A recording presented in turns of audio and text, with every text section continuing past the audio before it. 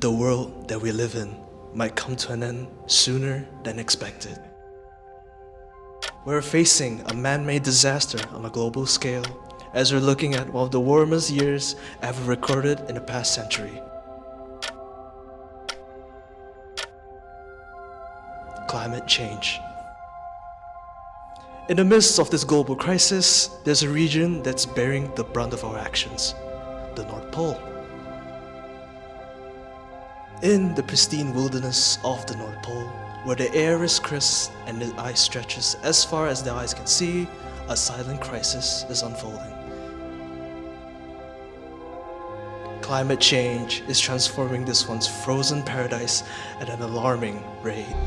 Rising temperatures are melting ice caps, disrupting ecosystems and threatening the very existence of life in the Arctic.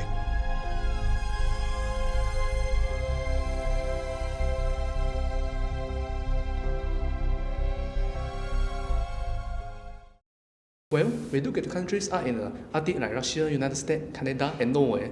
They all got their eyes on the prize. The region's abundant resources, tin, oil, gas, minerals, you name it. But it's not just them. Even countries like China, which are Arctic nations, are mustering in with the investment and big infrastructure projects. Thing is, all these different interests sometimes get in the way of playing nice, especially when it comes to tackling climate change and protecting the environment. You got dispute popping up left and right over who owns what, who gets to dig where, and who flexing their relay muscles where. And unfortunately, all that can sometimes drown out the urgent need to team up and tackle the environmental challenges we all face together. Global warming is not just about rising temperatures, it's about reshaping entire ecosystems and human societies. In my context, what is global warming? Global warming is basically disasters that are happening around our world, such as if you can see the news recently, like BBC News, CNN, or like Borneo Post or Malaysian news. You can see a lot of disasters are happening, especially in Indonesia, China, Japan, stuff like that. So a lot of like disasters happening around the world. For example, right, in the North Pole, indigenous communities rely heavily on traditional hunting and fishing or practices for survival. However, as ice melts and habitats change, their way of life also, being threatened. For example, that animals, if they don't have shelter, they no food, they get extinct. So for us humans, there's no like food for us to eat. Basically, we're becoming scarce.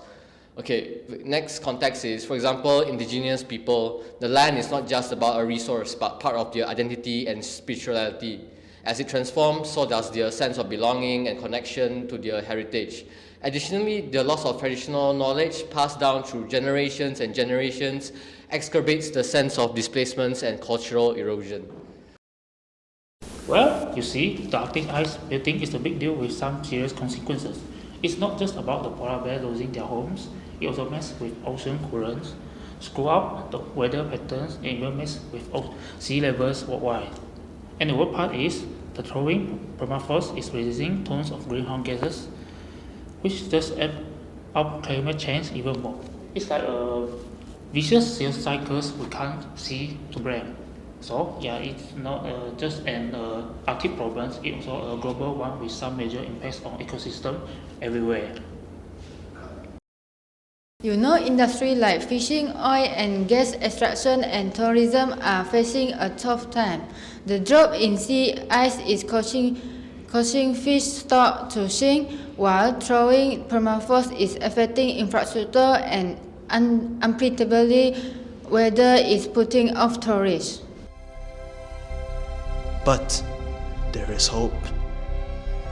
We all can be a part of this solution by reducing our carbon footprint, advocating for sustainable policies, and supporting organizations fighting for the Arctic.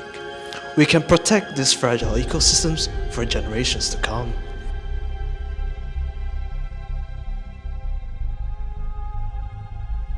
The time to act is now.